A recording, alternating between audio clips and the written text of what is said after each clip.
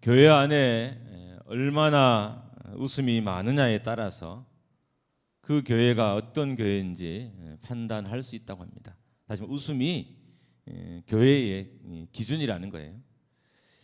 20% 정도 웃으면 병든 전투적인 교회라고 합니다.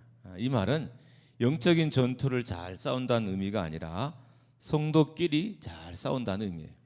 그래서 병든 전투적인 교회라고 합니다.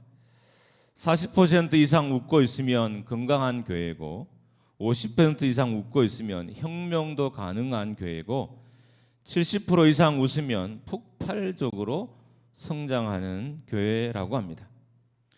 그렇다면 과연 우리 교회는 몇 프로의 성도들이 웃고 있을까요? 그래도 전투는 하지 않으니까 20% 이상은 될 것 같지만 고민해 보면 20% 이하일 수도 있습니다. 왜냐하면 다툼도 때로는 관심과 사랑의 표현일 때가 있기 때문입니다. 다툼도 없는 사람들 중에는 아마 웃음이 교회 중에 20% 이하인 교회도 없잖아 있을 것 같습니다. 행여나 우리 교회가 거기에 해당될까 봐 제가 말씀을 준비하면서 조금 걱정은 됐지만 그래도 거기까지는 내려가지 않을 것이라는 확신을 가지고 이 자료를 가지고 또 여러분 앞에 섰습니다. 웃음이 없다는 것은 정신적인 면으로도 문제가 있지만 영적인 면에도 심각한 문제가 됩니다. 웃음이 없는 사람은 낙심이 있거나 아니면 괴로움이 있거나 미움이 있거나 분노가 있거나 슬픔과 아픔과 우울감 같은 나쁜 감정이 그 사람을 사로잡고 있기 때문에 웃음이 없는 것입니다.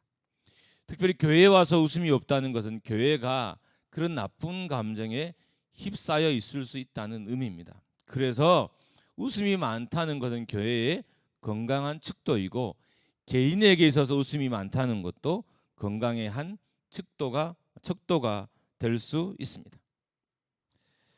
웃음이 없다는 것은 신앙생활이 재미가 없다는 것입니다. 하나님이 재미없는 사람은 대책이 없는 사람이기 때문에 웃음이 없는 신앙은 정말 절망과도 같습니다. 여러분의 삶에 웃음이 또 우리 교회의 웃음이 더 많아지기를 주님의 이름으로 축원합니다. 할렐루야. 이렇게 축원한다고 웃음이 더 많아지면 제가 100번 충분할 거예요. 실제로 웃음이 많아진 일들이 예수 그리스도로 말미암아 여러분 속에 많아지기를 주님의 이름으로 축원합니다. 제가 목장교회 다닌 지가 아니라 담임한 지가 11년이 넘었어요. 내년 5월이면 이제 12년이 됐습니다. 참 많은 시간이 흘렀죠. 짧은 것 같은데 긴 시간이 흘렀고 조금 하여튼 우리 아이들이 이제 커서 이제 거의 대학생이 다 되고 이제 곧 취업을 준비해야 되는 그런 나이가 다 되어 가고 있습니다. 그래서 자연스럽게 제가 저 자신의 한 분에게 질문을 하게 됐습니다. 11년 동안 네가 목회했는데 그러면 목장교회 성도들은 얼마나 변했냐? 저 자신에 대한 물음이에요. 네가 11년 동안 목회했다고 자랑하지 말고 네가 목회하면서 정말 교회 성도들이 얼마나 변했는지 한번 고민해 본 적이 있느냐라는 질문을 저 자신에게 던졌습니다.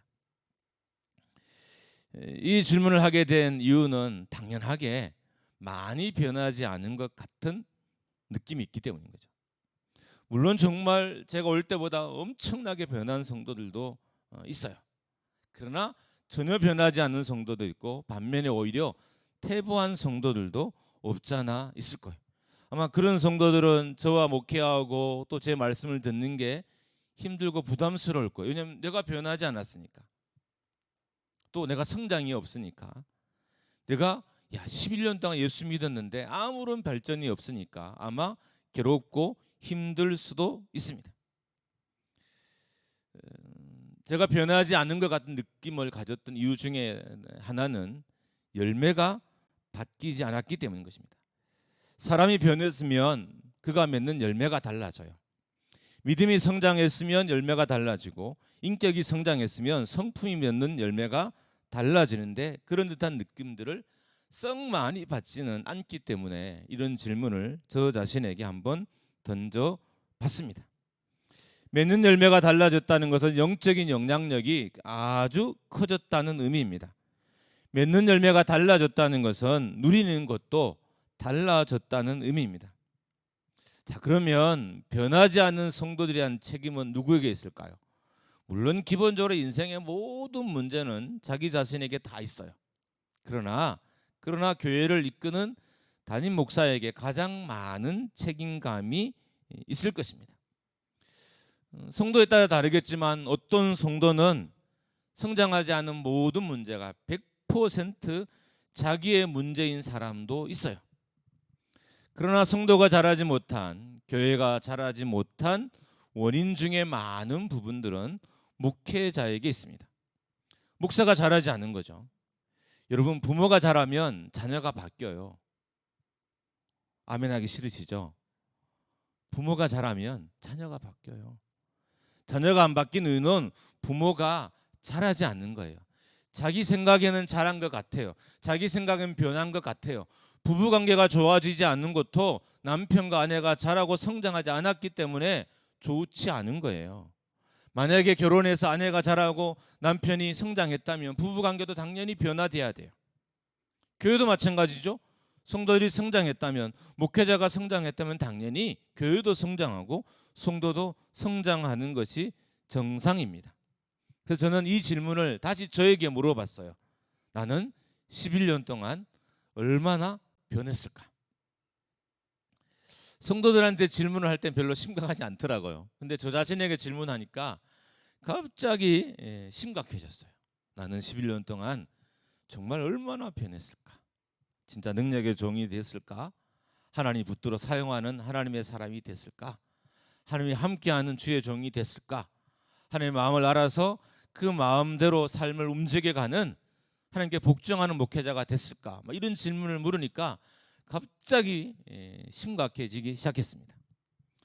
그때 마침 행복을 말하다라는 책을 읽게 됐고 그 책에 에베레스트를 처음 등반한 힐러리에 대한 이렇게 글들이 예화가 있었습니다. 세계의 지붕이라고 불리는 에베레스트를 1952년까지는 아무도 정복하지 못했습니다. 뉴질랜드 탐험가인 에드먼드 힐러리도 1952년에 이 에베레스트를 도전했지만 그때에 실패를 했어요. 실패하고 난 후에 영국의 한 단체에서 이 힐러리를 불러다가 강연을 듣기로 한 거예요. 강연에 초대를 받은 거죠. 에베레스트 정복을 실패했지만 많은 사람들이 그의 도전을 높이 여겨서 큰 박수로 그를 맞이하고 격려해 줬다고 합니다. 그때 단상에서 이 에드먼드 힐러리가 한 이야기 중에 하나입니다. 나는 지난 도전에서 나는 실패했습니다.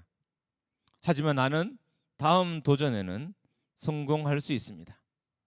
왜냐하면 에베레스트는 더 이상 성장하지 않지만 나의 꿈은 계속 자라고 있기 때문입니다. 실제로 이듬해인 1953년에 이 에드먼드 힐러리가 에베레스트를 정복했다고 합니다.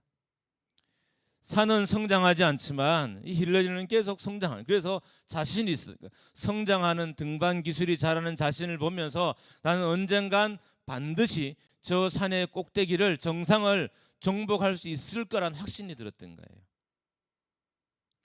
여러분, 성장하지 않으면 문제가 계속 남아있지만 성장하면 문제는 사라집니다. 변하지 않으면 문제가 내 인생에 계속 남아있지만 내가 변하면 인생의 문제가 내 가정과 삶에서, 교회에서 사라지게 됩니다. 20대의 문제가 40대의 문제라면 그 사람은 자라지 않는 거예요. 30대의 문제가 50대의 문제라면 그 사람은 자라지 않은 것입니다. 교회가 10년 전의 문제가 그대로 있다면 그 교회는 성장하지 않은 교회인 것입니다. 성도가 자라지 않는 거죠. 자라지 않아서 10년 전의 문제가 지금 그대로 있는 거예요. 자라면 가정의 문제도 해결되고요, 개인의 문제도 해결되고 교회의 문제도 해결돼요. 그런 의미에서 변화, 성장은 성도에게서 교회에게 있어서 중요한 일이자 큰 일이자 아주 중요한 요소인 것입니다. 그래서 우리가 성장해서 다른 열매를 맺으려면 어떻게 될까? 오늘은 이 말씀을 좀 고민해보고 기도하려고 합니다. 오늘 본문은 지난번에도 한번 다뤘어요. 포도나무와 가지의 비유입니다. 예수님은 포도나무이고 우리는 가지라는 거예요. 우리가 포도나무가 아니에요. 예수님이 포도나무고 우리는 가지입니다. 근데 오늘 본문에 보면 예수님을 포도나무인데 참 포도나무라고 아주 명시해 놨어요. 포도나무가 많은데 그 중에서 참된 참 포도나무라고 예수님의 정체성에 대해서 명확하게 언급하고 기록해 놨습니다. 그럼 여기에서 참이라는 이 단어가 어떤 의미일까요? 되게 깊고 심한 의미가 이 참이라는 단어의 의미입니다. 이름과 외모뿐만 아니라 이름에 상응하는 진정한 자질을 갖췄다, 이런 의미예요. 더 나아가서 모든 면에 있어서 이름이 의미하는 개념과 일치한다. 그러니까 예수님이 참 포도나무라는 것은 모든 면에 있어서 가장 탁월한 포도나무이고 모든 면에 있어서 그 이름의 의미와 실제가 전혀 차이가 나지 않는 완전히 똑같은 포도나무라는 의미인 것입니다. 좀 더 말하면 더 이상의 포도나무가 없다는 의미고 더 이상 설명이 필요 없는 포도나무라는 의미인 것입니다. 우리 인생이 반드시 붙어 있어야 하는 포도나무이고 우리 인생이 붙어 있기를 갈망해야 하는 포도나무가 참 포도나무이신 예수 그리스도라는 거예요. 이 참 포도나무에 이런 의미가 있는 거예요. 인생이 꼭 붙어 있어야 되는, 떠나면 죽는, 떠나면 문제가 되는, 떠나면 심각해지는, 떠나면 아무것도 안 되는 참 포도나무가 예수이고 우리가 가지다라고 오늘 본문이 규정하고 있습니다. 가지가 열매 맺기 위해서는 포도나무인 예수 그리스도에게 붙어 있어야 한다는 것입니다. 우리 삶에 열매가 없다는 것은, 우리 삶이 성장하고 변하지 않는다는 것은 예수 그리스도에게 붙어 있지 않다는 의미인 거예요. 여러분, 진리신 예수 그리스도가 우리가 붙어 있는데 교회가 바뀌지 않고 인생이 바뀌지 않는다는 건 이게 있을 수 없는 일인 거예요. 참 포도나무인 예수님에게 우리가 접붙어 있는데 내가 바뀌고 변하지 않는다는 것은 상상할 수 없는 일이라는 거예요. 그게 참 포도나무의 의미예요. 붙어 있기만 하면 인생이 바뀌는 진짜 포도나무, 붙어 있기만 하면 삶이 바뀌는 진짜 포도나무가 예수 그리스도이라는 겁니다. 그래서 예수 그리스도에 붙어 있으면 맺히는 열매가 달라진다는 것입니다. 가지가 포도나무에 붙어 있지 않으면 열매를 맺을 수 없는 것처럼 우리도 예수 안에 거하지 않으면 영적인 거룩한 열매들을 맺을 수 없는 거예요. 포도나무 가지가 포도나무에 붙어 있어야 열매를 맺듯 우리도 예수 그리스도라는 포도나무에 붙어 있어야 건강하고 좋은 참된 열매를 맺을 수 있다는 것입니다. 4절 말씀입니다. 같이 한번 우리 읽어봅니다. 시작. 내 안에 거하라 나도 너희 안에 거하리라. 가지가 포도나무에 붙어 있지 아니하면 스스로 열매를 맺을 수 없음 같이 너희도 내 안에 있지 아니하면 그러하리라. 제가 예배 중에 성경의 동사나 언어들을 말하는 경우는 그렇게 많지는 않아요. 수요일은 좀 그렇게 하지만 또 오늘은 한 두 가지 동사를 제가 계속 언급할 텐데 우리가 꼭 이 동사의 의미를 잘 알아야 됩니다. 여기서 거하다라는 동사의 원형이 이게 메노라는 동사예요. 이 메노가 어떤 의미가 있냐면 머무르다, 계속해서 있다, 거주하다, 지속하다는 의미예요. 그러니까 붙어 있대 계속해서 붙어 있다는 의미는 붙었다 뗐다는 의미가 아니라 지속적으로 그 안에 머무르고 있다는 의미가 이 메노라는 동사의 의미인 거예요. 그래서 너희가 내 안에 거하라라고 예수님께서 명령하실 때 잠깐 거하고 말라는 의미가 아니라 어떤 일이 있어도 떨어지지 말라는 거예요. 반드시 내 안에 있고 어떤 상황 속에서 내 안에 있으라, 어떤 힘든 일이 있어도 내 안에 있어라 라는 명령인 거예요. 그런데 4절에 보면 이 거하다라는 동사, 그 다음째 붙어 있다는 동사, 그리고 그 다음에 있다라는 동사가 있는데 실은 이 모든 동사의 원형은 다 매너라는 동사예요. 그러니까 원형이 같아요. 그러니까 같은 동사가 한 구절 안에 무려 3번이나 반복되어 있다는 거예요. 어떤 의미일까요? 이 말은 예수 그리스도에게 붙어 있는 것이 우리의 영적인 생명에 있어서 절대적이라는 의미예요. 붙어 있어라, 붙어 있어라, 붙어 있어라 이런 의미고, 거해라, 거해라, 거해라 이런 의미래. 있으라, 있으라, 있으라 이런 의미예요. 그러니까 너희의 영적인 생명이 예수 안에 있는 것, 예수에게 붙어 있는 것은 절대적인 것이다. 너희가 살기 위해서, 하나님의 자녀로 살기 위해서, 하나님의 백성으로 살기 위해서는 반드시 예수에게 붙어 있어야 너희가 살 수 있다는 의미인 것입니다. 그러니까 인생이 해야 될 최대의 일, 여러분이 매일 힘쓰고 힘써야 될 최고의 일이 예수에게 붙어 있는 일이라는 거예요.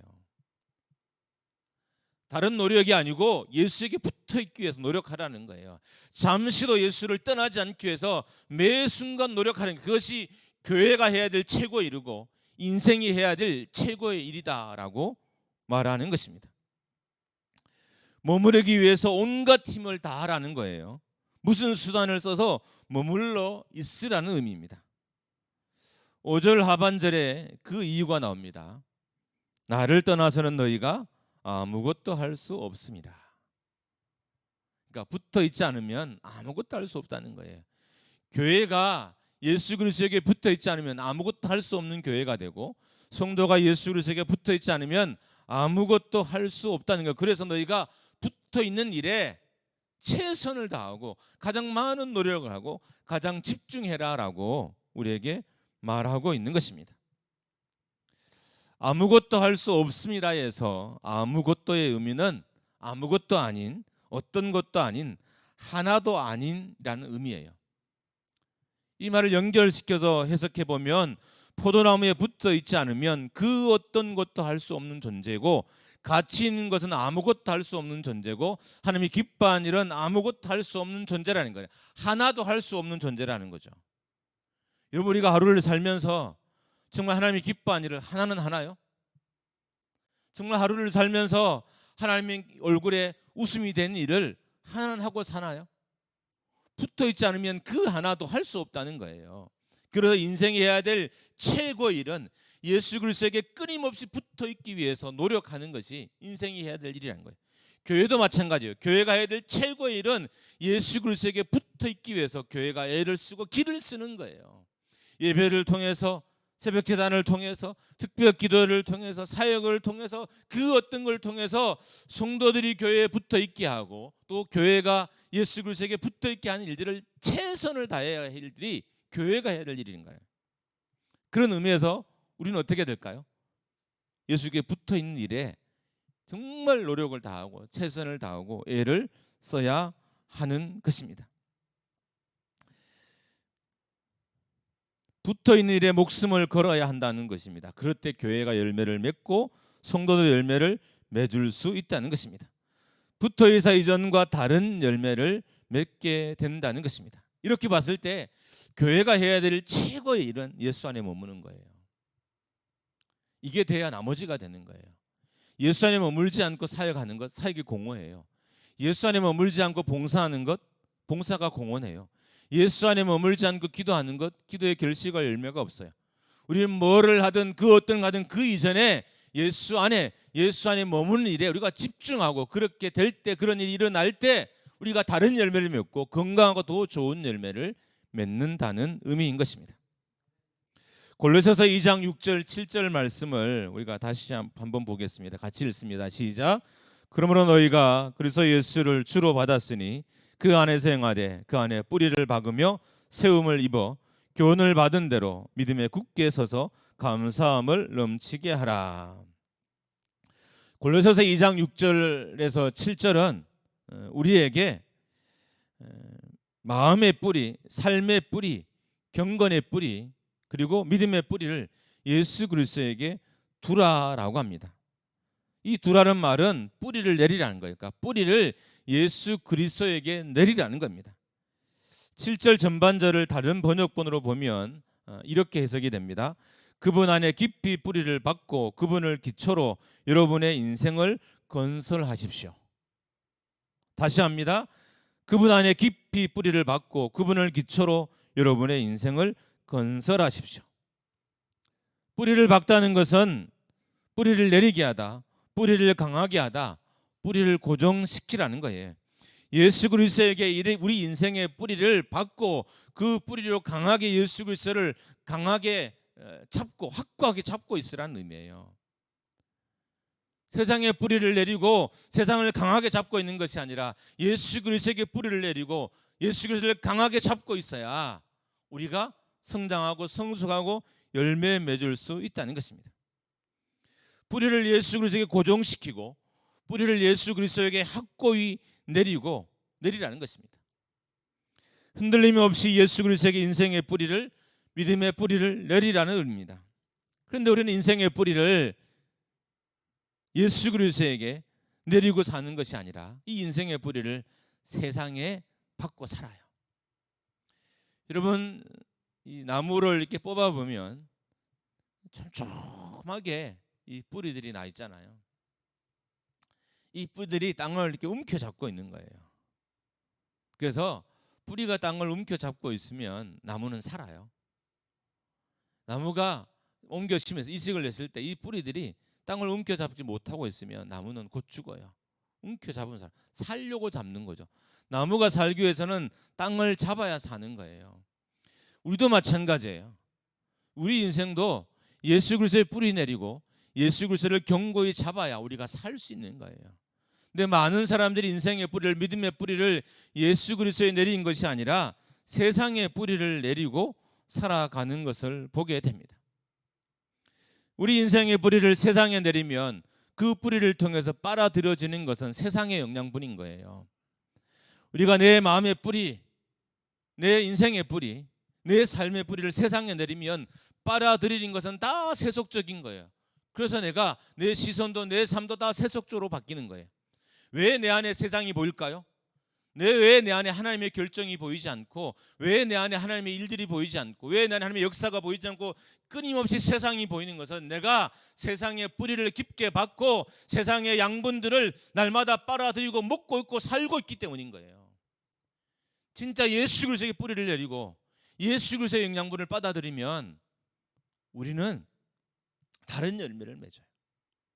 하나님이 기뻐하는 열매를 맺고 하나님 행복해하는 열매를 맺게 된다는 것입니다.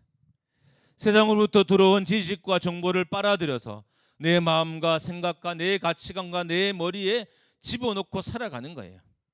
세상에 뿌리받은 성도들이 좋은 열매를 맺을 수 없는 거예요. 여러분, 내가 교회에 왔어요. 어떤 사람이 행복할까요? 이 단에서 하는 말들이 이해가 되고 받아들여지고 기쁠 때 사람이 행복해요. 근데 교회 왔는데 설교가 내 삶이 동떨어졌어요. 그럼 졸려요. 설교가 내 삶이 동떨어져 행복하지 않아. 왜? 내가 못하는 이야기만 계속하고 내가 하는 이야기만 계속하고 내가 싫어하는 이야기만 계속하니까.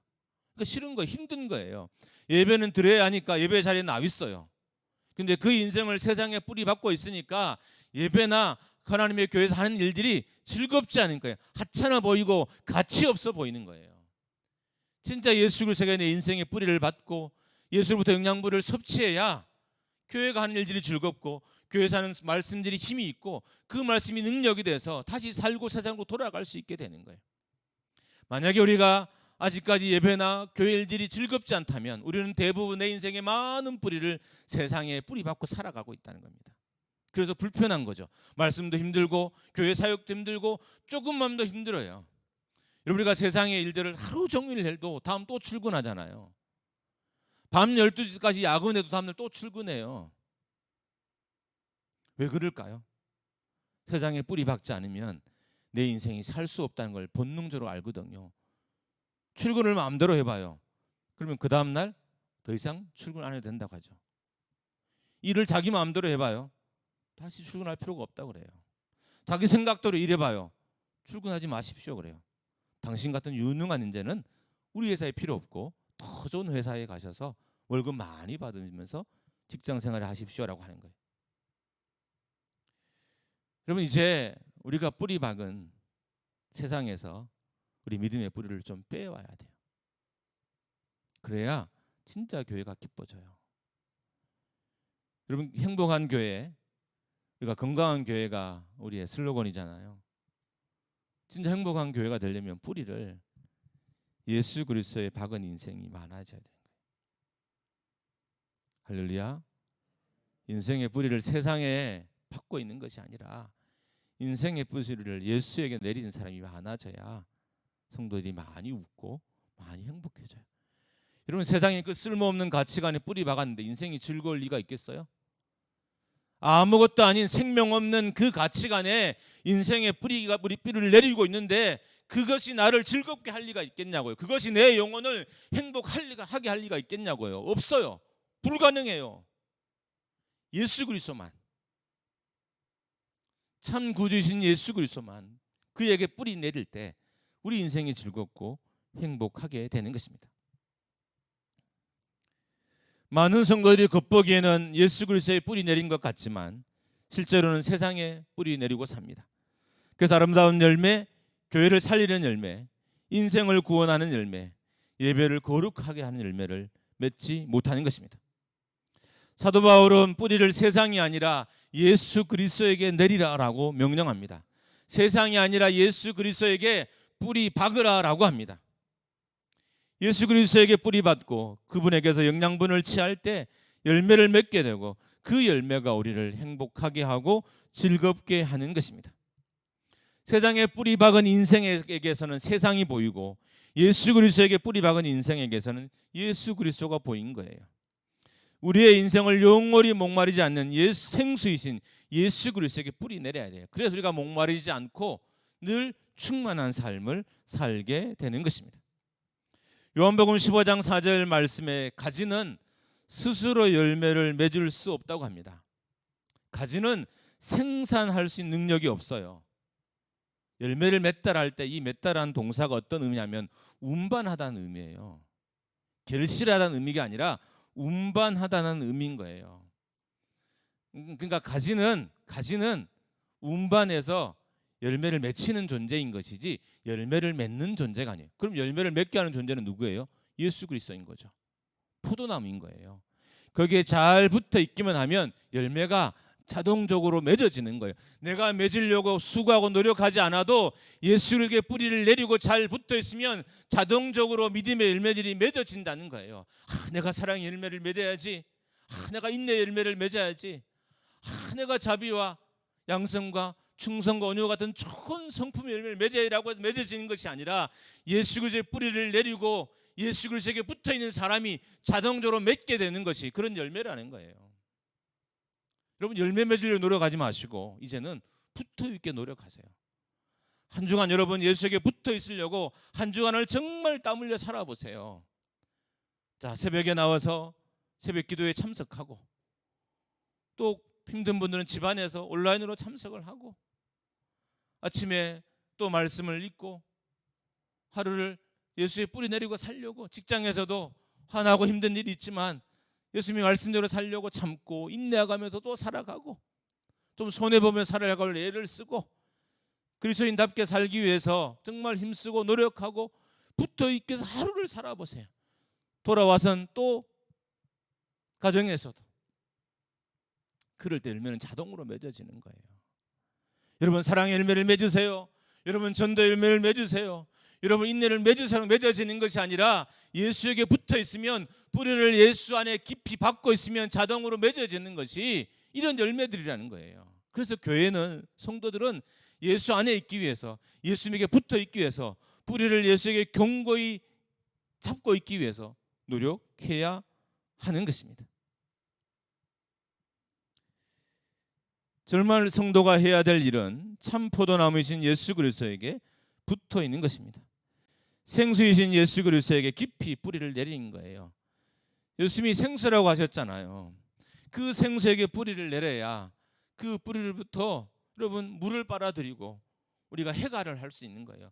여러분, 뿌리를 세상에 내렸는데 영원히 해갈이 되겠어요? 해갈이 될 수 없는 거예요. 여러분, 목마르잖아요. 날마다 목마르잖아요. 왜? 우리의 영혼의 뿌리를 생수이신 예수 그리스도가 아니라 세상에 뿌리 내리고 있어서 뭘 취해도 목마른 거예요. 여러분 원래 교회는 그냥 예수에게 붙어 있어도요 목마름이 해갈되는 곳이에요. 할렐루야. 해갈된다니까요. 그냥 예수에게 붙어 있어도, 뿌리를 예수에게 내리고만 있어도 인생의 목마름이 해갈되는 것이에요. 자녀가 잘 돼야 해갈되는 것이 아니라 예수에게 붙어 있으면 인생의 목마름이 해갈돼요.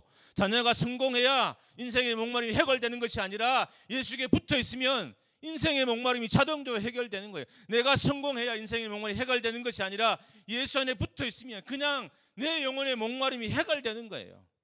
착각하지 마세요. 뭘 잘 돼야 내가 해결될까요? 직장에서 승승장구해 내 영혼이 해결될까요? 그런 일은 없어요.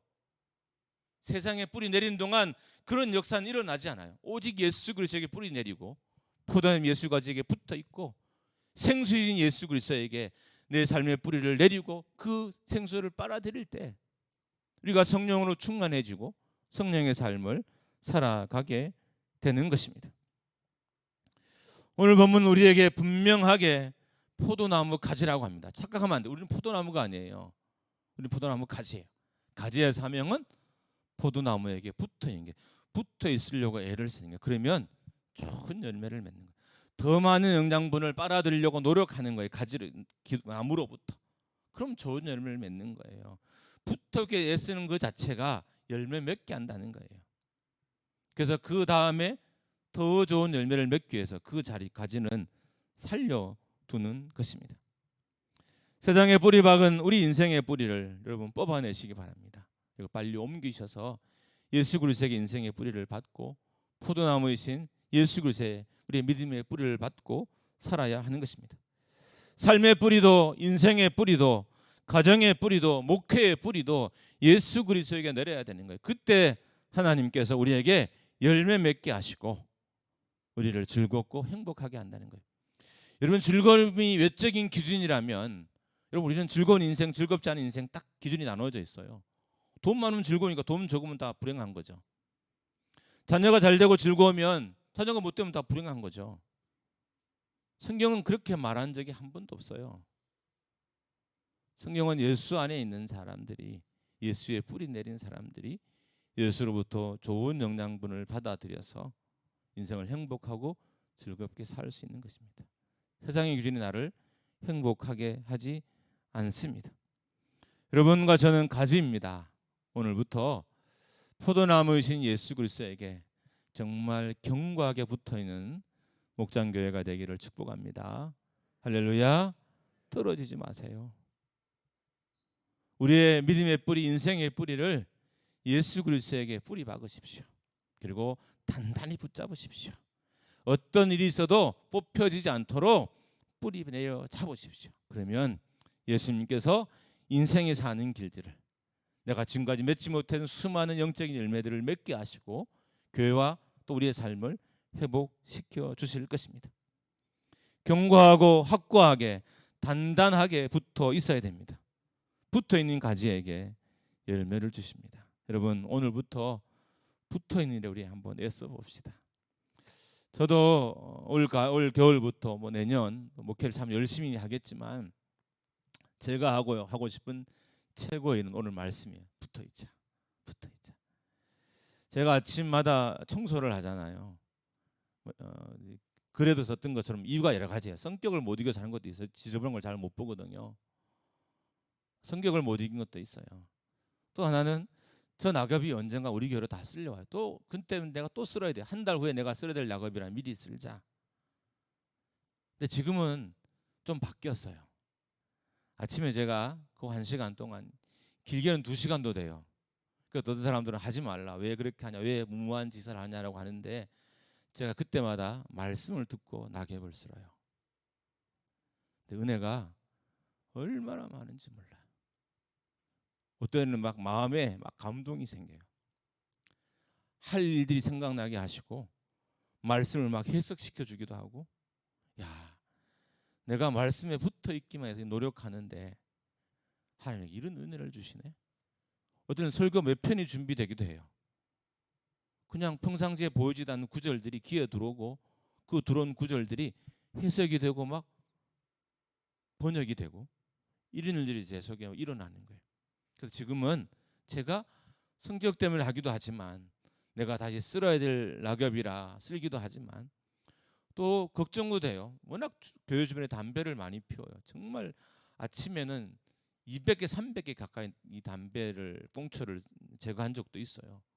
그 중에 하나는 불씨가 붙을 수 있잖아. 그러면 교회나 우리 주변이 다 타니까 그런 일이 있어도 안 되겠다 생각도 있고 여러 가지가 있지만 요즘은 생각이 좀 바뀌었어요. 그때 듣는 말씀이 너무 좋더라고요. 여러분 한 주간 예수님께 붙어 사십시오. 여러분이 살아날 겁니다.